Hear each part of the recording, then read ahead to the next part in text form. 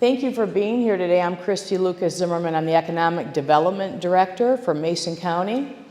I would like to welcome you to hear about our housing needs assessment and also welcome the folks online. And please let people know that if they were not able to attend or see it live on our Chamber Alliance Facebook page where it's streaming, we will have a recording on the Chamber website as well following this. So we also have a meeting tonight from 7:30 to 8:30 p.m. at Mason County Central High School Cafeteria for anybody who would like to make that meeting.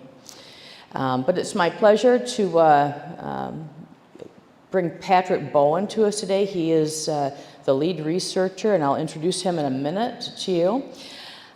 We decided in late fall 2022, a group of leaders in the county decided that we really needed to take a look at our housing situation and get numbers around it. We knew that there is a housing problem here. There is everywhere, and we know we need more housing. But we needed to know more than just anecdotally that we need more housing. We need to have some numbers. And those numbers, doing that deep dive allows us to talk to developers and say, hey, we've researched it, and we can prove to you that we need, this many more rentals, this many more for sale houses. This is, the current state of our housing stock, and to be able to entice developers to want to do some work here. Having a housing needs assessment also puts us in a better position to get grants.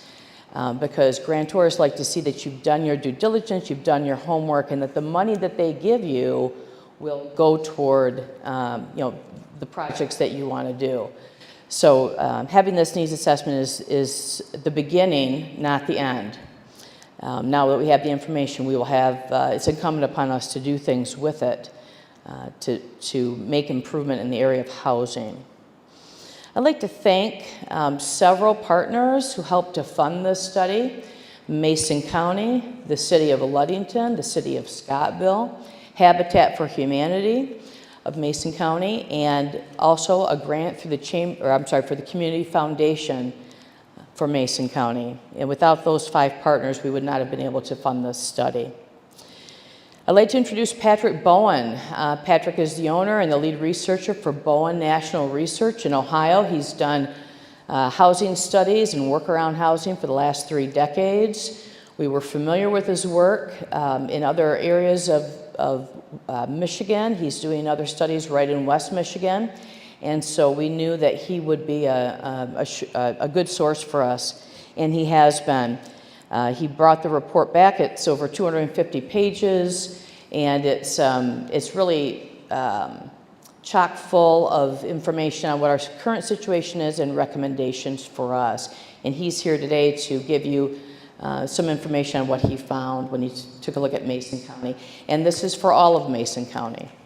So please join me in welcoming Patrick Bowen to the stage. Thank you.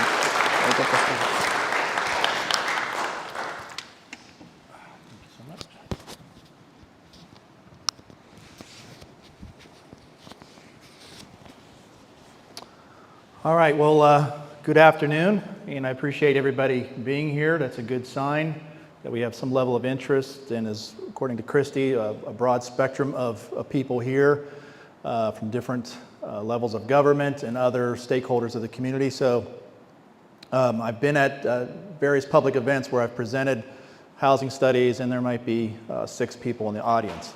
And that's not good, because obviously when you have a bigger attendance, at least people are engaged, at least they understand what this might mean to the community, and there's a greater opportunity for success.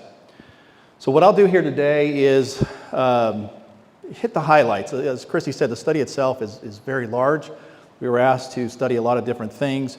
So I picked maybe the bigger things. That obviously doesn't mean there's other items that I can answer at the end, and I do ask, if you don't mind, to save the questions to the end. I will give plenty of time for questions from the audience as well as possibly online. All right, so a lot of work went into this. Again, we followed a specific scope of work that we were asked to cover.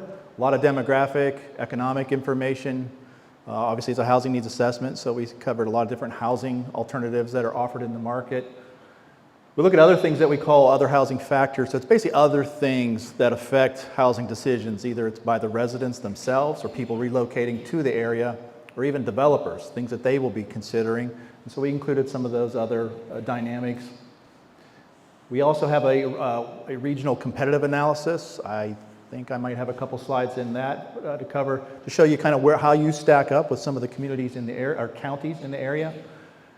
We also have quantified housing gap estimates. So that's essentially, in the end, after all the research has been done, the analysis has been completed, what type of housing are you in most need of, both rental and for sale? And we look at different affordability levels.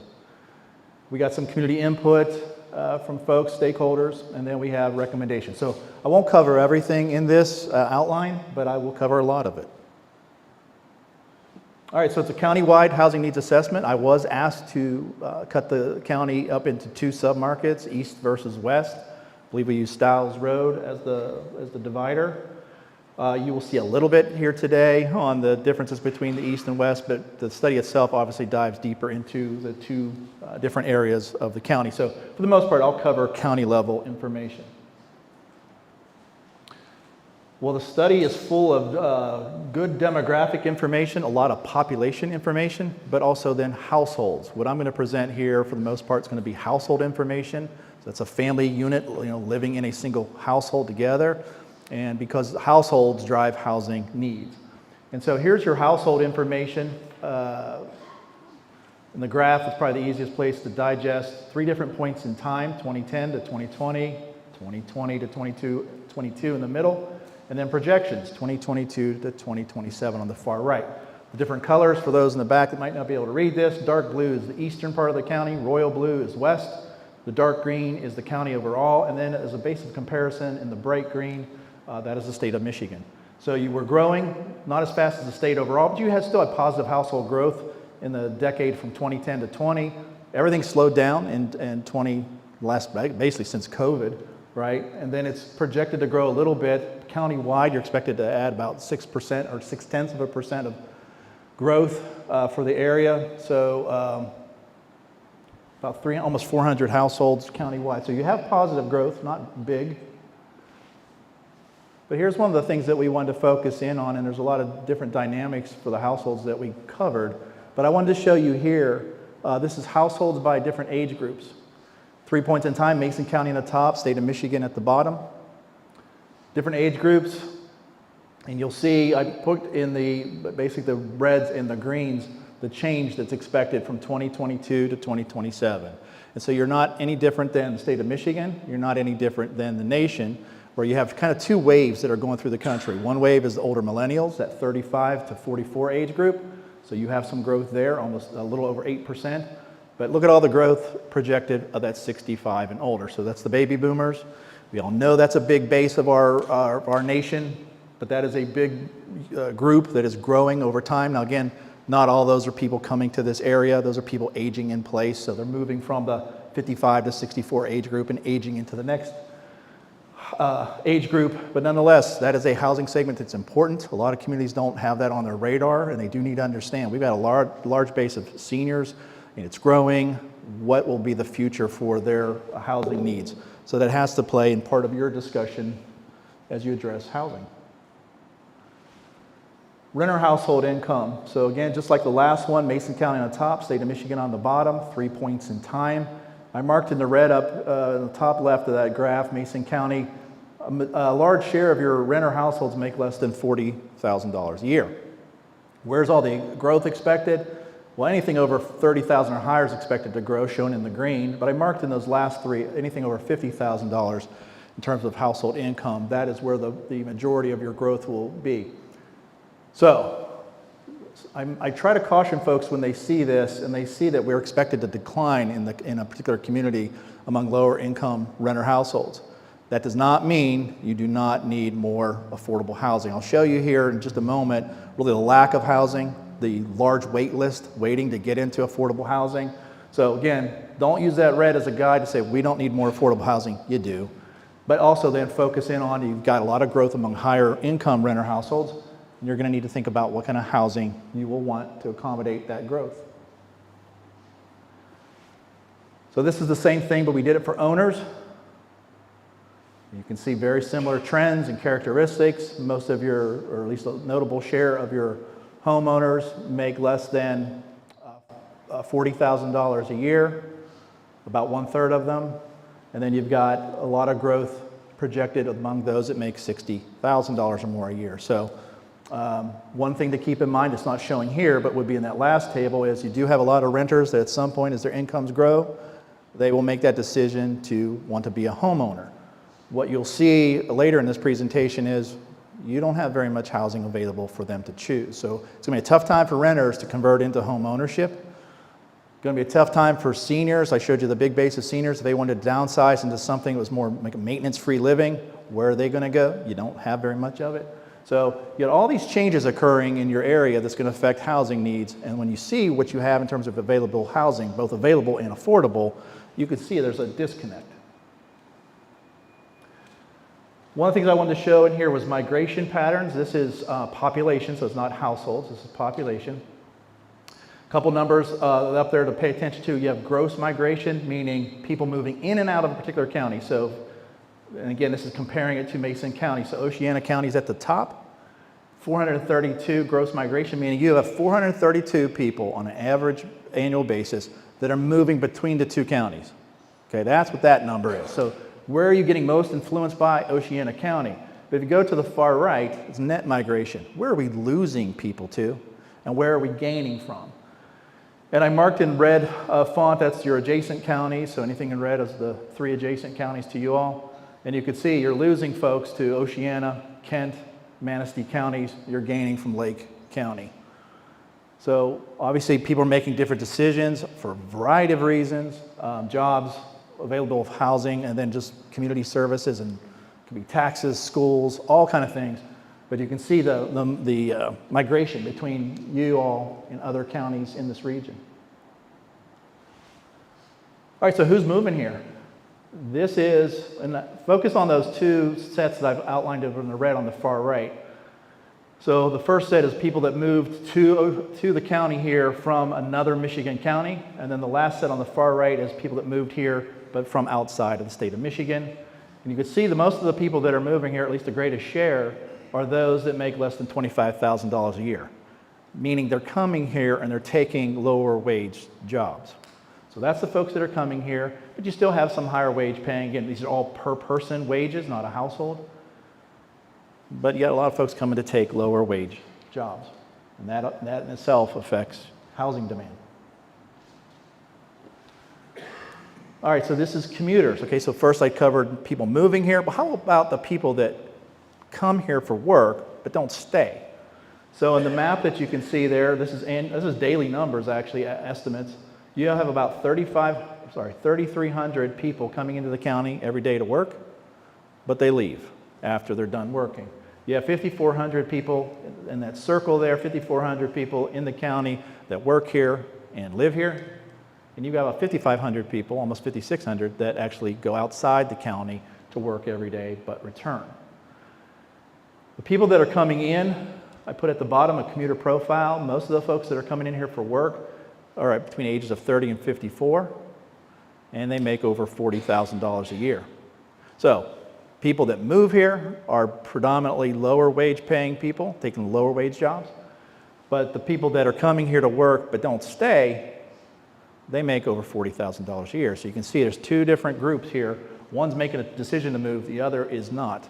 One of the reasons that that these folks aren't choosing to live here, and again, it really is across the whole spectrum of incomes, you don't have a lot of housing for them to choose from. So I wanted to show you where are these commuters coming from.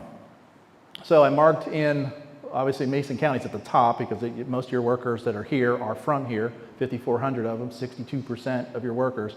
But the next 3 counties, they're coming from Oceana, Manistee, and even Kent. It's almost 200 people come here daily for work. The big thing is really the number at the bottom where I marked in red. You have 1,800 people daily that commute over 50 miles to come here and work. And while I'm from Ohio and our gas prices are comparable to yours, You got us beat, folks. Your gas is pretty darn expensive here. And so if you are a modest wage earner or low-income wage earner and you're trying to do 50 miles every day, and maybe you're in the service industry, retail, some of those jobs that make up a big bulk of your workforce, and I'll cover those folks in a little bit, that is hard to sustain. Now, one of the things we do normally, we didn't do it here, but we survey residents of a community, and we also survey commuters, people that are commuting in, so like the 3,300 people that commute in every day.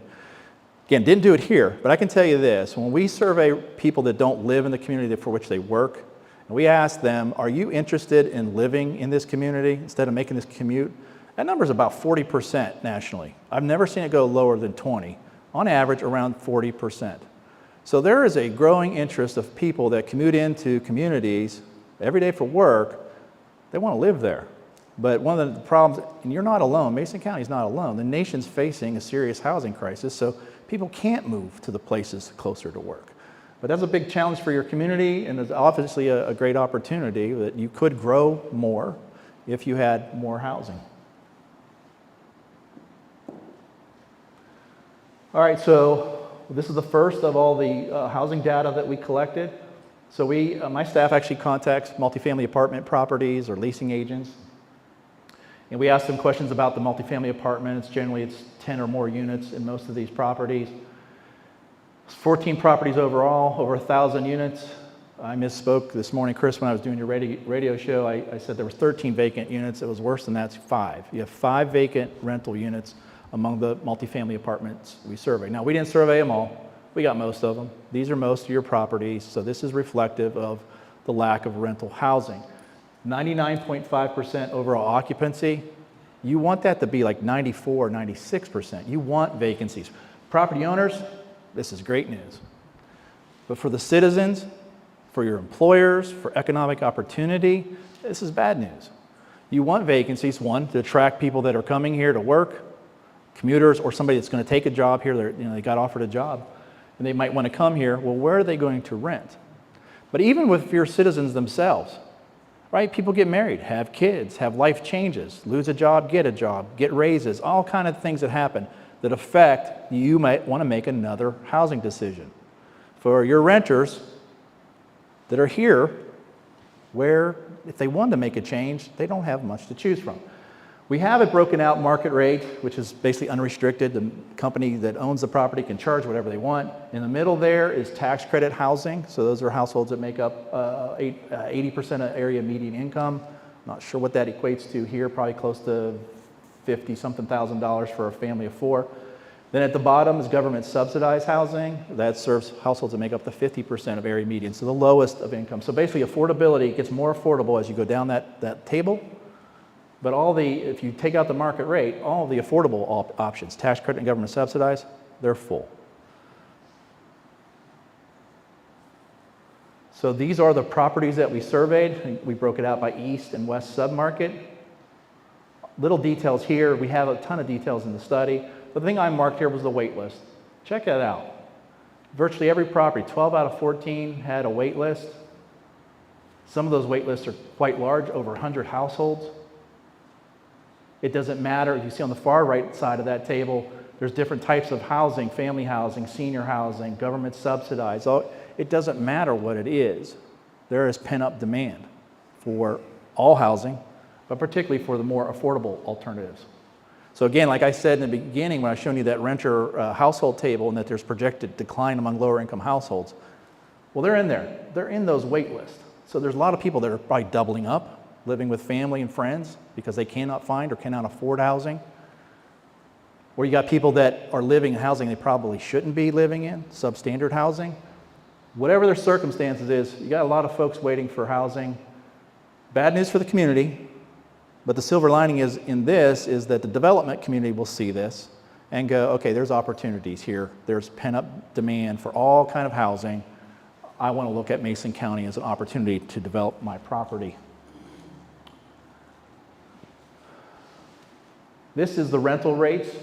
I highlighted in the blue any of those market rate. The other ones are affordable housing, and there's different program restrictions, so I won't cover or really talk about those.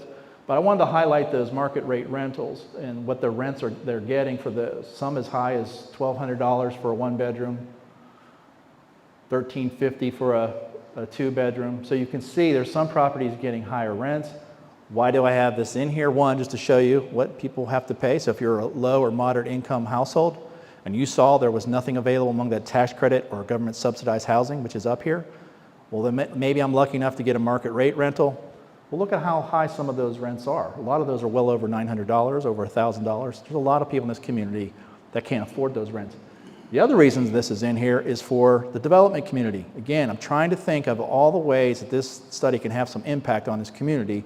And so I want to make sure that the development community sees, what can I get? If I want to build here, what is it reasonable for me to expect to charge in rents?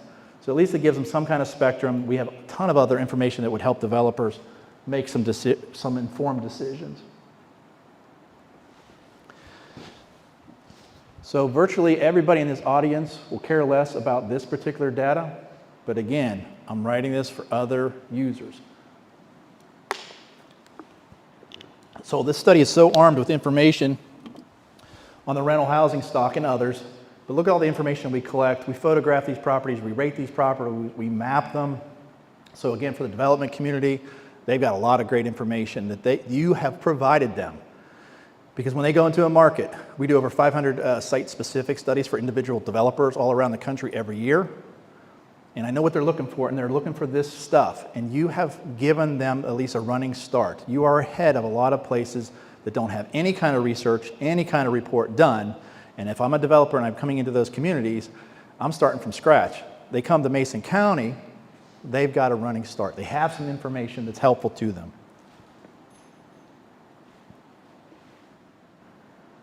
All right, so if you can't rent an apartment, what else can you rent? This is non-conventional rental, so basically anything that's not an apartment, it'd be a duplex, a house, a mobile home, a unit over a storefront, anything like that, that is a non-conventional rental. That makes up 56% of your rental housing stock, and it's kind of normal. Most people think of rentals as apartments. Usually it's these. This is really what makes up the bulk of your rental housing stock. The rents, for the most part, 57% of the people are paying rents somewhere between $500 and $1,000. But you do have about a quarter of your rentals, people paying rents over $1,000, again, for developers who are trying to make their numbers work without any kind of government assistance at all. If they want to do market rate rentals, they know that they could get some kind of rental premium here to make their projects pencil out when they try to work through their financial models. So at the bottom, in the blue bar there, I put, so my staff's really good. I mean, they have a lot of resources they go to, spend a lot of time trying to find any of these rentals. They surveyed the apartments, but now they're trying to find these. So they go to different resources to look for these. They found 4 countywide. So if I take those 4 and I compare that to the, well, 56% or whatever the number of units you had for non-conventional rentals, that comes back with an occupancy rate of 99.7. Good for property owners, bad for the community. Again, you want some vacancies, you don't have them. So if you want to rent an apartment, not much to choose from. You want to try to get a non-conventional rental, which covers anything else, there's not much to choose from. We were asked to look at vacation rental housing, and we did a bunch of different things, evaluating monthly revenue that properties generate, occupancy levels, stuff like that. In the end, I marked on the left-hand side of that table, this is anything that's classified as seasonal or recreational housing. So that can be a combination of like short-term rentals, Airbnb, Vrbo, stuff like that. But it also could be somebody that has a second home. The point of this is you have almost 4,200 of such rental housing units in your county. I shouldn't say rental housing, just housing units that are classified as seasonal or recreational. That makes up 24% of your entire housing stock. 17,000 units, 4,200 are these short-term or seasonal housing units. So it makes up a big part of your market. Seasonality and tourism, all that is important to your local economy, right? So this plays a role. You want that type of housing here so that people will come and have a place to stay and spend their money in your community. But you also have a shortage of housing for your permanent residents. So you have a tough balancing act here to pull off. Again, plays a big role. We've studied a lot of counties along western Michigan. that have tourism influence, you're probably right in the middle of the pack in terms of that 24%. There's some communities that's 30, close to 40%. A handful of communities is probably down single digits. So it's playing a role in your community. If this community had a lot of vacant apartments and had a lot of homes to buy and things like this, then this wouldn't matter. But it matters now because you don't have anything for your permanent residents or people that might want to relocate here. And I didn't look at how this trend has increased since 2010. We can do that. I didn't in this case, but I suspect it's growing, right? There's a growing interest because the online resources that are available for people to advertise and rent their homes for short-term rentals makes it a lot easier for people to make their homes be a seasonal or recreational housing unit. So it's a growing challenge for really any tourism-influenced community. We looked at your senior care housing. You only had 6 of these facilities that we were able to survey, which again makes up the bulk of them, but this could be anything from independent living to assisted living and nursing homes. I marked in red your occupancy levels for each one of these. On the far right, I compare you with the national averages. You're outperforming the nation on the independent living, assisted living, and you're right in line with the nursing homes where that is on a national level. But remember, I said you have all that growth among older seniors, 75 and older in particular. At some point, some will need senior care housing. So this will be a segment that obviously needs to be addressed in the years ahead. All right, this is historical home sales. So we looked at sales activity of homes from January of 2020 up through April 4th of this year. We split it by the east and western parts of the county, 1,200 county-wide. You can see the median sales price of $200,000. But if you look at the bottom left-hand graph, that shows you the east side of the county. And you can see how in the green line is showing the median sales price, how it increased up through 2022. And then it's plateaued here in 2023. Same thing for the western part of the county. But in both cases, nonetheless, since the year 2020, east submarket in red, I marked in red text there, the home prices have gone up $41,000, 27%. In the west submarket, $51,000 since 2020 is the increase, 26% increase.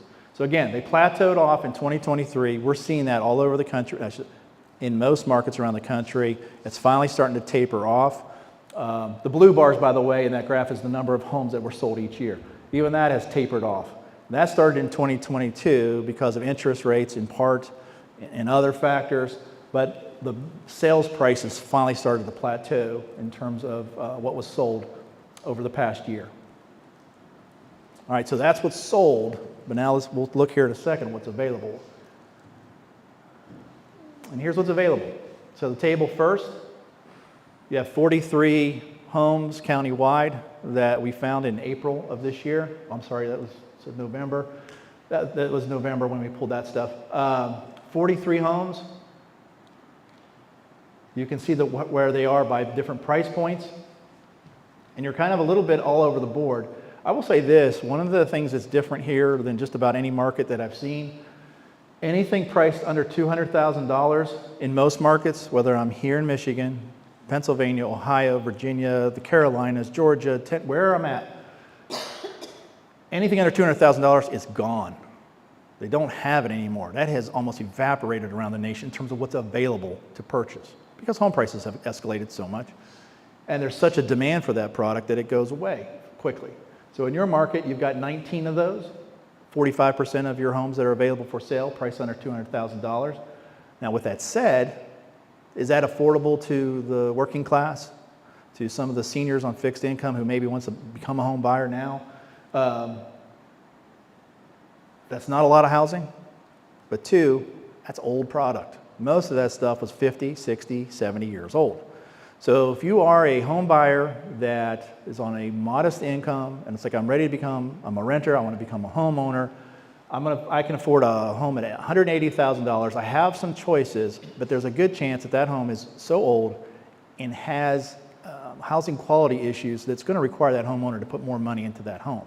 Weatherization, right, just to make sure it's energy efficient, those kind of things, but safety standards, things like that. A lot of those people maybe can purchase the house, but they can't put money into it to get it up to a reasonable living standard.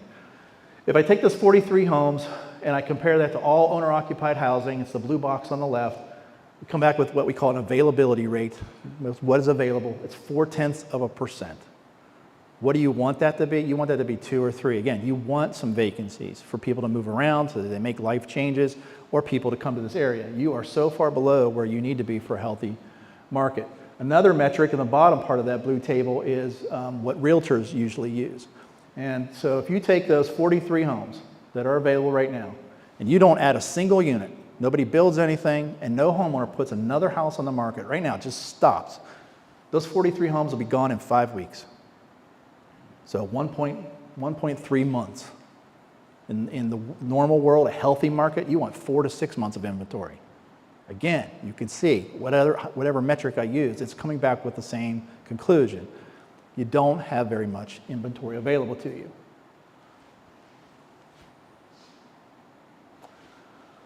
All right, how about quality of housing? A lot of numbers on the table. 2 things that I wanted to mark in the different colors there was in the center of that table is overcrowded housing. We broke it out by renters versus homeowners. And then we had units, believe it or not, around this country, we have units that lack complete kitchen facilities or indoor plumbing facilities. We still do. And guess what? Your county has some too, not a lot. It's at 50, again, on the far right side, those last few columns there, you have 60 housing units that are lacking complete indoor plumbing. You've got almost 200 units that are overcrowded. Your shares, I compared you to the state of Michigan, pretty much comparable with the exception of renters living in overcrowded housing situations. You're at 5% of your renters going through that versus 2.9% relative to the state. So you can see when people don't have housing available to them, they choose to live in housing, either overcrowded situations or they're living in units they probably shouldn't be in, that are below today's modern living standards. All right, so here's another one we look at, is affordability. At the very bottom of this page, you see I have housing cost burden. That's anybody that pays over 30% of their income towards their housing cost. That's a federal definition, so it's considered excessive. And then in the orange there, believe it or not, we got people that are severe housing cost burden.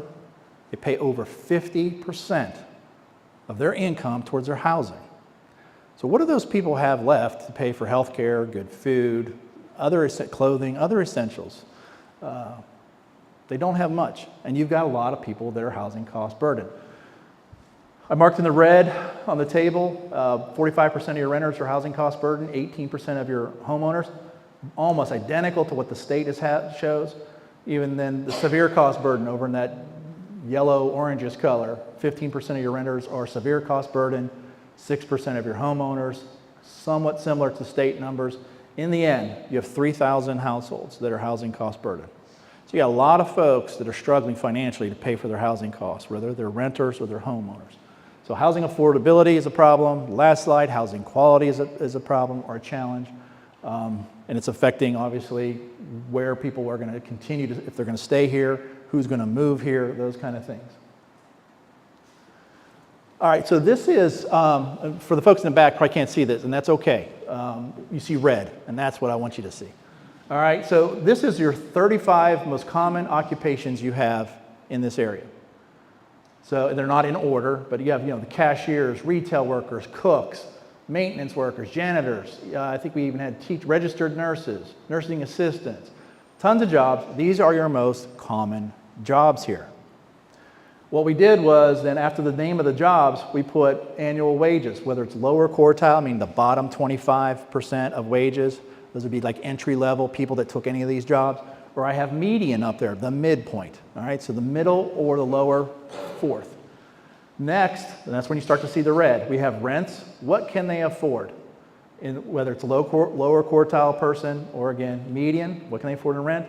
Or we did the same exercise for home buyers. So I'll read the top one real quick just to get you to digest this. So cashiers in your area make about $23,000 at the lower quartile level. At the median level, they're about $26,000.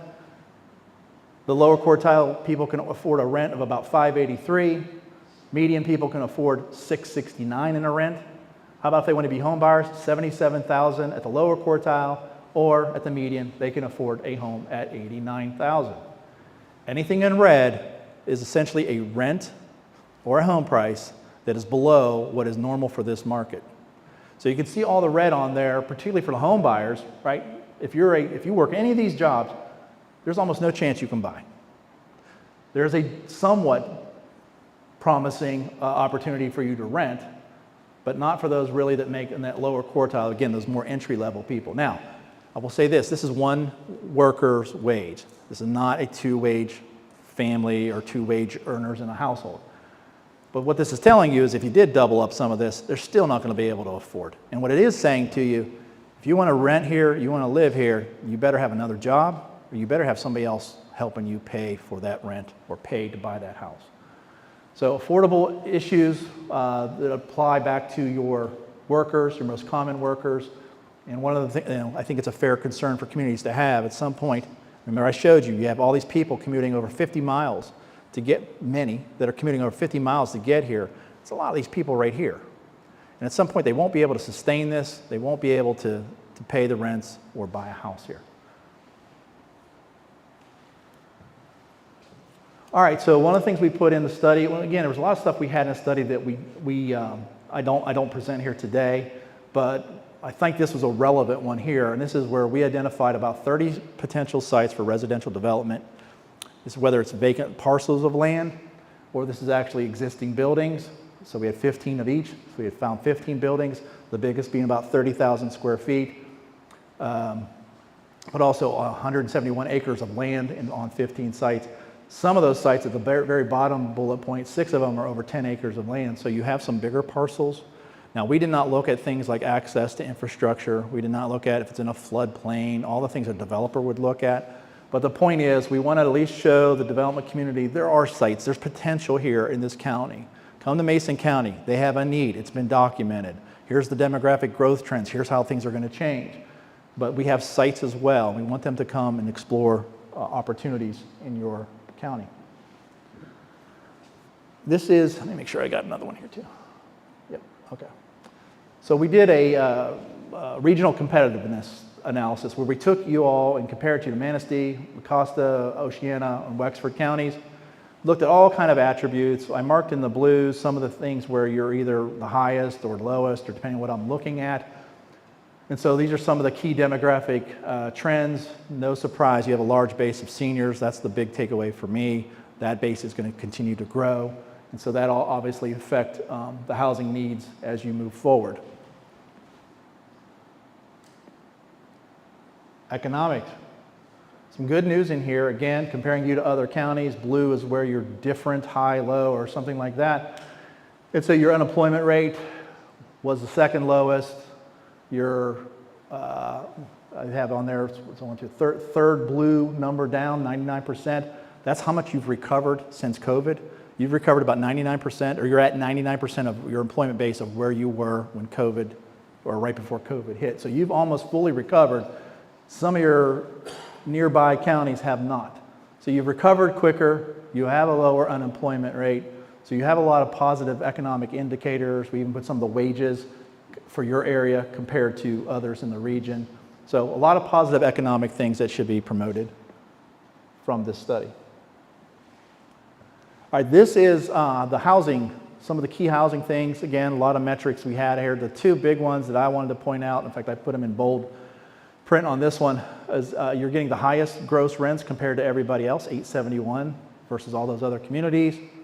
And you have the highest estimated home values at $179. That's what people estimate their homes to be valued, not what they sell for or what they sold for. It's what people estimate, but nonetheless, you have a much higher median housing value than the surrounding area. Why is this in here? Is to show, at least again, the development community, there's some opportunities for rental premiums as well as home prices. And this is the housing gap estimates. All right, so there's a lot of steps that we go through in terms of assessing the actual housing needs. Top table is rentals, bottom table is for sale housing. We broke it up by these different affordability levels. If you can't see in the back, these are basically tied to different programs. So that first column is tied to more government subsidized housing. The second would be tied to the low income tax credit program. And the rest of them are either affordable workforce housing or even market rate. So you have, countywide, you have a need for about 864 rental units over a 5-year period.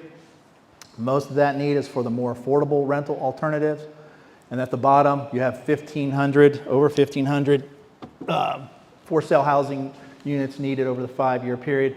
It's the opposite, where it's really needed for the more moderate to higher priced homes. So you really have a need across the whole spectrum of affordability, both rentals and for sale. These would be the kind of numbers that the development community would certainly be looking for. But for those local decision makers that are trying to figure out where do we prioritize our efforts, this is one of the things that would help at least understand if we're going to do anything as a local government or just local community, stakeholders, whomever, where might we want to focus our efforts. This would help you, I think, prioritize those efforts. All right, so this is the last slide, so we're right on time. These are the recommendations, and it goes into detail more in the study. But again, goal setting is right at the top of the list, setting realistic short and long-term goals.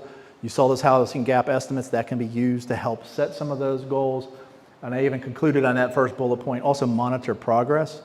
I think it's important for communities to kind of, if you come up with solutions and you start to encourage development, however you may do that, are we making progress? What's happening with home prices? What's happening with rents? Do we have more vacancies now? Are the wait lists getting bigger? Those kind of metrics. There's some basic metrics you can monitor, and I would certainly recommend that. Capacity building. If I had to rank everything in here, that's it. Capacity building. What that means is networking out to bring people together to figure out who is going to take on leadership on housing. So whether that is like a housing coalition, some kind of housing committee, a task force that's been created, some group needs to be, you don't have any kind of housing organization at this stage. You have Habitat, you have a housing authority, things like that, but you don't have a committee that's put together, or coalition, to say, okay, these are our challenges, let's talk these things out, let's get input from the community, let's start to set priority, let's inform elected officials, let's try to find developers to come to our community. Somebody has to be your housing champion. And to me, if you don't get that kind of set up, it's going to be tough to accomplish a lot of these goals. Some communities will hire professionals to come in and take on that role. That's not something we do, but you can bring in somebody that would spearhead housing efforts, that they really got to know what they're doing, but they themselves could be working with a housing committee in conjunction to address local housing issues. There are a ton of policy and development incentives that can be put in place. So we cover a lot of those in the study. Preservation of existing housing. Again, you have some housing quality issues, not overly large number of poor quality homes, but nonetheless, in a market where you don't have a lot of available, you sure as heck want to hold on to what you've got. And so you want to make sure you continue to preserve your existing housing stock. We have products and walkability, so putting products near walkable communities. Ludington is so easy to walk around. I've walked around here quite a bit, so it's easy to get around here. A lot of communities are trying to promote that kind of development, to get residential development as close as they can to their walkable areas or public transit routes. But also, and I put product on there to say, think about the product you want. And you've got, again, it's not a recommendation, I'm just asking you to think this through, and that is thinking about, okay, if senior housing is a priority for this community, what kind of senior housing is that? Is that rentals to allow them to downsize? Is it condos? Let them sell their home to go into a condominium, whatever it is. And can that be near walkable areas? Same thing for younger people. You're having a tough time, like many places around the country that aren't metropolitan, you're having a tough time holding on to those people under age 35. So again, what kind of housing might appeal to them? Where would that housing be located? Those are kind of decisions that you all are going to need to start thinking through to figure out if those are goals that you want to achieve. Marketing, I think it's one of the easier ones to do. We've been working with a lot of communities to try to get word out. I know Christy and her group and Ms. Miller from the Chamber and others are trying to figure out, this is one of the ways to do it. The radio program with Chris this morning, you're on the right track to start that process, to get word out, to inform the community, but also then reach out to the development community to show them, here are the opportunities, we have sites and those kind of things. So believe it or not, marketing plays a big role. You can have a housing study done, right, and put it on a website, and that's all you do. It's going to be really hard for anybody that's trying to look, where do I go to develop, where do I invest in real estate? unless somebody is reaching out to them. So there's a lot of ways you all can do that. We can certainly guide you towards some of those things. And then the last one is really the next step. What do you do? And so you've done this, you've had this meeting, we're doing another one this evening at 7:30. So you're on the right track, putting out promotional materials, getting word out, networking, meeting with elected officials, meeting with developers. And to me, if I was advising the community, one of the things I would be telling you is don't lose sight of your employers. While we didn't survey your employers, we've done enough surveys around the country that it's changed. Everything since 2020. There was a time when employers had, I got to run my business, right? And I've got to deal with my product, my clients, my services. That's my world. But 2020 changed everything, and the housing markets have changed, right? And we're all seeing it with the interest rates and lack of available housing, rising housing costs. Employers are feeling it. And we do surveys of employers. We've surveyed close to 500 around the country in just the past about 18 months. And employers are telling us, so I'm sharing national knowledge with these employers because I cannot imagine it's any different here than it is in markets all around the country. There are communities just like yours. Employers are saying, we're hurting, that I cannot attract workers, I cannot retain my workers as an employer. And many employers are telling us, look, if we could solve our local housing issues, we would hire more. But I can't because I can't have a reason for people to come here because there's no place for them to live or they can't afford our housing. So employers are really, I think, one of the groups that needs to be part of the conversation if that's viable for your community. I will say this, last comment I'll make, is that a lot of employers that we're learning around the country too, if I had done this survey, and we did, so if we had done these surveys of employers 2019, 2020, when we asked employers, would you want to be part of the housing solution? There was almost no interest. And now when we do that, it's about 20%. 1 in 5 employers, now you don't know what that interest is going to be. We ask them, but in the end, will they really commit to housing? But that in itself tells you there's a change that has occurred in employers. And I suspect Christy would agree with me is, getting calls from to an economic development organization and saying, hey, I'm thinking about bringing my business in. And there was probably a time when the questions were, what's the workforce like? What's the tax base like? What's the schools like? Those would probably be common questions. I suspect, maybe again, might not be what Christy is going through here in Mason County, but a lot of economic development folks are telling us housing is the first stop. That's the first thing they ask about, right? So if you want to attract businesses here, you want to grow economically, you want to help your local workforce, housing should be part of the solution, and employers should be part of that discussion. And with that said, I think that was my last slide. It is.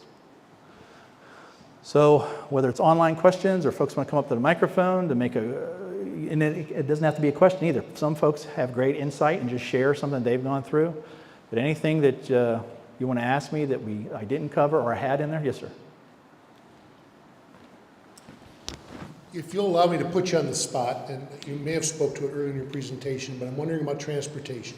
So if you were going to give us one of those recommendations relative to transportation within both east and west, but within the entire Mason County, what would that 2-sentence recommendation be? Let me clarify this with me, that you all have it's a on-call service, right? Yes. All right, so it's not a fixed route. Is that correct? Right. Okay. So that's a little different. Because again, my understanding, my recollection of it is, you call in advance, you can call the night before, but you can call as much as, I don't know, like a 40. Countywide though. Correct. I did see the map. The map's in the study that shows where that covers. I think it goes over to Scottville and then mostly right here in Ludington. So I guess ideally you'd want housing, particularly for the more economic vulnerable folks, again, lower income households, your seniors on fixed income. You would want to have housing as close as you can to, you don't have a public transit route, but closer into the communities where people maybe can walk to places. And that's what a lot of communities are trying to solve now, is trying to figure out, can we get housing closer into our downtowns? Now, with that said, a lot of communities, it's built out and you don't have land. One of the things that I've seen starting to happen is a lot of buildings, particularly office buildings around the country, I don't know what your office market's like, but a lot of office buildings are having a tough time filling up with tenants. And some of them are sitting vacant or incredibly low occupancy. Could office buildings be converted? Do you have anything that's somewhat close to, I'm just using Ludington as an example, do you have anything that's close by that's an old school that could be converted, old warehouse, a manufacturing building, any old structure that can be repurposed and be a benefit back to the community? again, that's closer into areas that are walkable. That would be I think, an ideal opportunity to help the community. Again, you don't have a public transit route, so it's a little bit different here.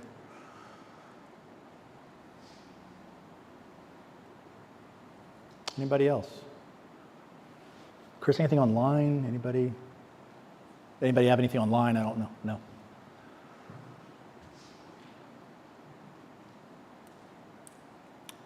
Nothing else. The good news is you're not alone. I think we're at about 100 housing needs assessments we've done now, or we're in the process of. And so we've seen what a lot of communities do, plus we've looked at a lot of other communities in terms of case studies, so I can share that with you all.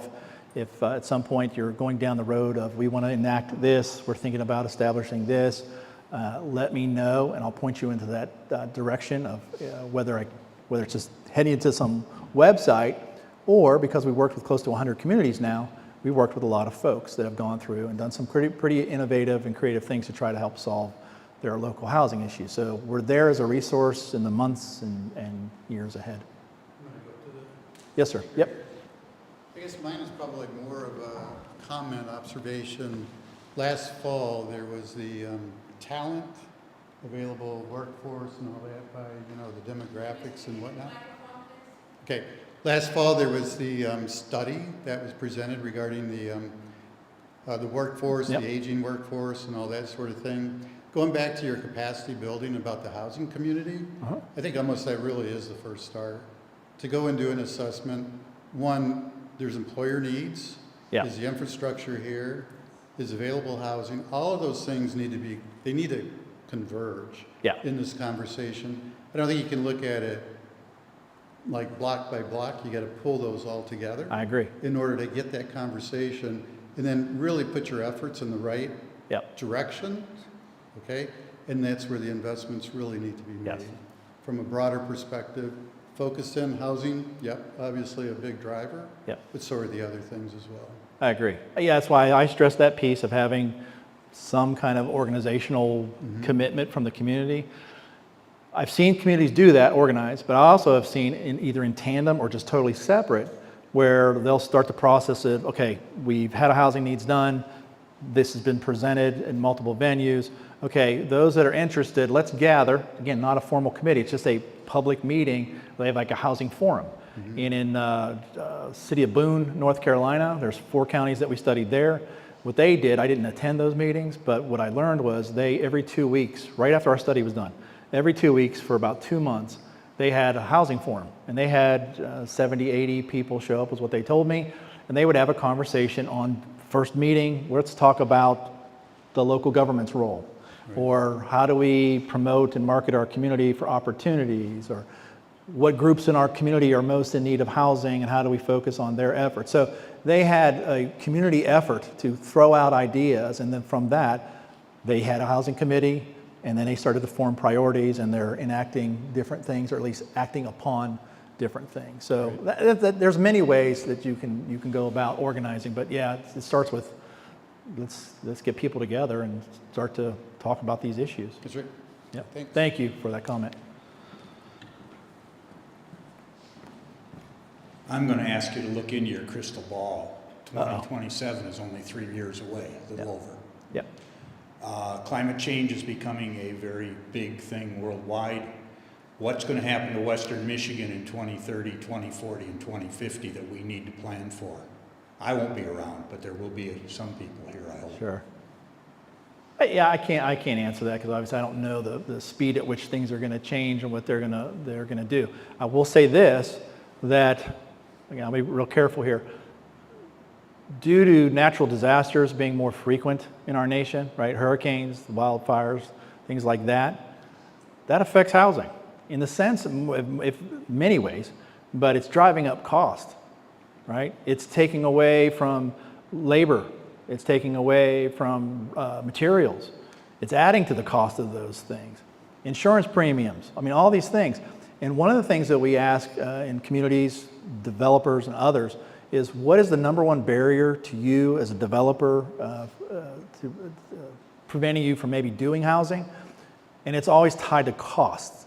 So going back to global warming and the changes we're having in our world, I could see costs continue to escalate in part because of what's happening to our environment. Thank you. Yep. Yes, sir. I got a question. We didn't hear the beginning of it, but is part of our problem, well, first of all, is Ludington an average city that you study? I mean, I guess what I'm going is is part of our problem that we're only half a mile from Lake Michigan? Yeah. I mean, we got one of the best beaches. We've got one of, the #1 state park. I mean, is that, kind of the devil's, the other side of the sword? Sure. We've got a great destination place, but then how do we make it affordable for a lot of people, when you get close to the water and everybody wants to live close to the water? I'm not sure I can answer that specifically. I know there's a lot of reasons why people move to a community or leave a community. And so when you have one like yours, I will say this, folks, I travel, I'm not saying this because we're together, so please trust me when I say this. I travel all over the country. It is beautiful up here. This is a hidden gem. And so as time passes and word gets out, my wife and I we took a walk along your beach. I mentioned to the mayor, I said, man, your beaches are clean. This is beautiful up here. And I said, maybe we bring our whole family up here for a vacation because it is so pretty up here and people are so nice. More people will find out about your community, especially if the Chamber of Commerce continues to market and promote as it should and increase tourism for your area. But yeah, it's a double-edged sword because people will think like I did and go, this is a wonderful place. Some will make that decision, I think I want to live here. So yeah, you kind of are a balancing act here. It's like you're a desirable community and you want to be. Well, you want people to live here. You would like people to move here. You want jobs to come here. But then there's a domino effect of, okay, what's that do to our housing market? I don't know the full detail, but I think Mark kind of hit on it on our transportation. It's between Ludington and Scottville. It seems like Scottville's becoming like a bedroom community or, a suburb of Ludington. Mm-hmm. And we somehow need to make sure that we can connect everybody in between, because if there's transportation in between there, I might be able to get an employee that can't drive, that could come into work, that maybe lives in Amber Township, for example, or something like that.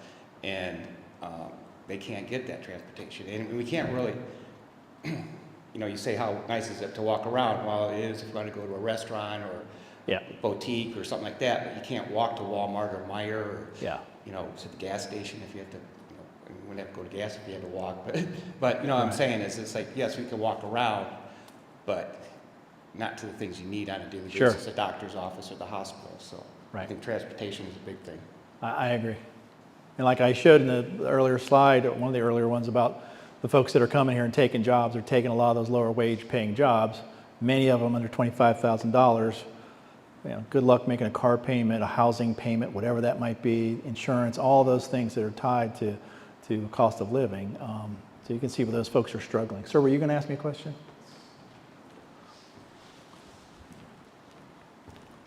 Thank you for taking the time to answer some questions. So we put this report out. We let the free market decide if it's a good investment or anything. What can we do as municipalities, thinking specifically infrastructure-wise, to make us the most attractive or more attractive to developers, other than just their profit motive? How do we make it easier to steer developers in a certain direction if we build out some infrastructure, and what would that infrastructure be? We didn't study infrastructure here, so I can't answer that specific question, but I'll tell you this.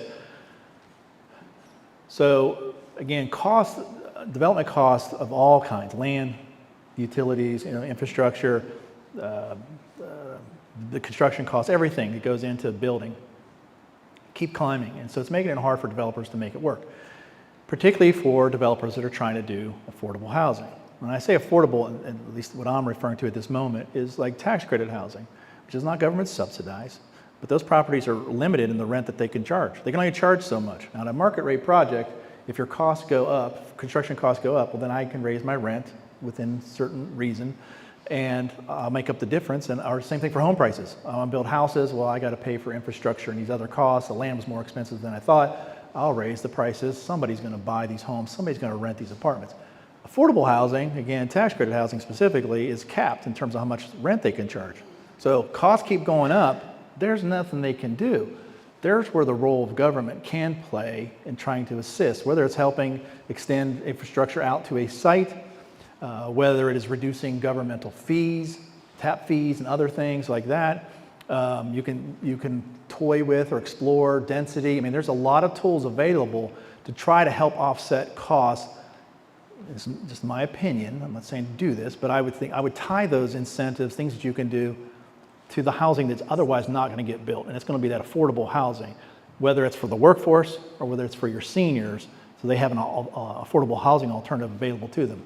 Right now, it's just really hard for developers that are trying to do affordable housing to make it work, unless the government has a role to play in it. So hopefully I answered that. Okay. Yes? Yeah, I think so. They can pick it up. Okay. So, yeah, a couple of observations. One, when you're talking about developers, you leave open to interpret it to be for-profit developers. There's certainly, for this community, there's a lot of impact for nonprofit developers, and they certainly should be in the presentation and advice to the community that would be a group that you want to have Sure. at the table. Absolutely. To talk about that. Yes. The other thing is I just was at a national conference with a lot of rural communities like ours, and what is happening is really the other side of broadband technology coming to our communities. There's no way to turn this around. So what you're describing here is happening all over the country. It's not just because we have Lake Michigan. Correct. And all this, beautiful natural resource that people want to leave the city to come and enjoy. Right. I would like to suggest that the community look at acting sooner than later. Yeah. And that is you're looking on a more regional level that the communities think outside of just their counties and their communities, because this is a regional problem. Yeah. Thank you, Mary. Yep. I'd like to kind of revisit the transportation issue, and if you could deviate for just a minute, and in your mind's eye, if you look at Mason County, as I understand it, you have sort of a barbell-shaped situation. You have City of Ludington, City of Scottsville, and the corridor, right? Yep. And that's the service area, in broad terms, that's the service area of our current transportation. Right. So if I'm understanding your directive, or your answer to my question earlier, you had suggested to build to the existing service area in terms of housing development. The other option is expand out the transit system. And so that's really, not that I'm coming up here trying to get you to say what I want you to say, but I'm really asking. Right. You got two paths. What have successful communities done in similar situations? Have they built to the existing, or have they done something relative to housing and caused other services like transportation to adapt? Yeah, we don't. While we have some level of analysis in our studies when we're requested of us to look at transportation, that isn't a focus, and that's really more tied to a transportation study. As to what other communities do, I can't tell you after we've gone, do they ultimately expand their transit routes out to other areas. It feels like more often they're trying to figure out how do we get housing closer in to these areas that are already served. But like I'm sure here, there's only so much land that's available. There's only so many buildings you could repurpose. So it can make it tough to support new housing closer to existing routes. I've totally failed you, haven't I? No, thank you very much. Yeah. These are good questions. And here we got another one. All right. I had a question on your data. About a third of the way through the presentation, I think it was on migration. It wasn't clear on what the time frame was of the data that you were showing. I Should saw be- 15 years at the top, maybe. I wasn't sure if that was like a 15-year study or not. It's about a I middle believe- third, maybe on migration, Yeah, I think that's an annual average based on multiple years. multiple years. Yeah, yep.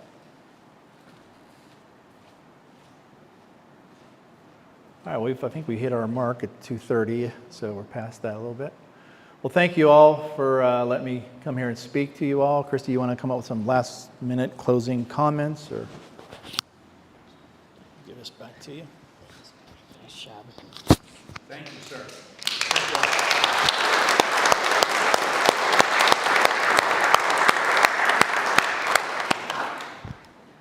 That was very good, Patrick. Thank you so much. And thank you for attending and for your questions. They're great questions and thoughts about a lot of different issues. Our concern at the Chamber Alliance is that this not be a study that just sits on a shelf and collects dust.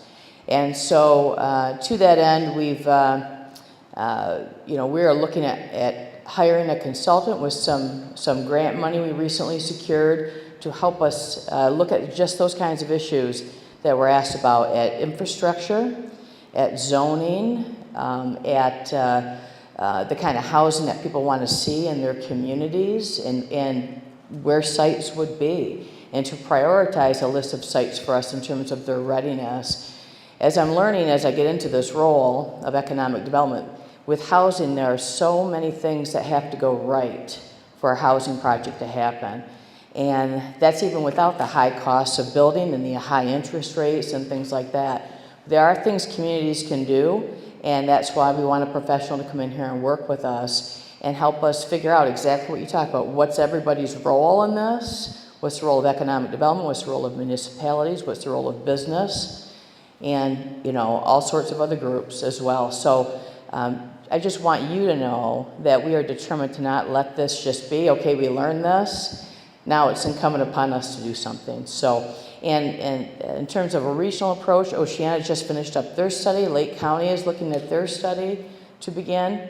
And so I agree with that, looking in that direction. So thank you so much.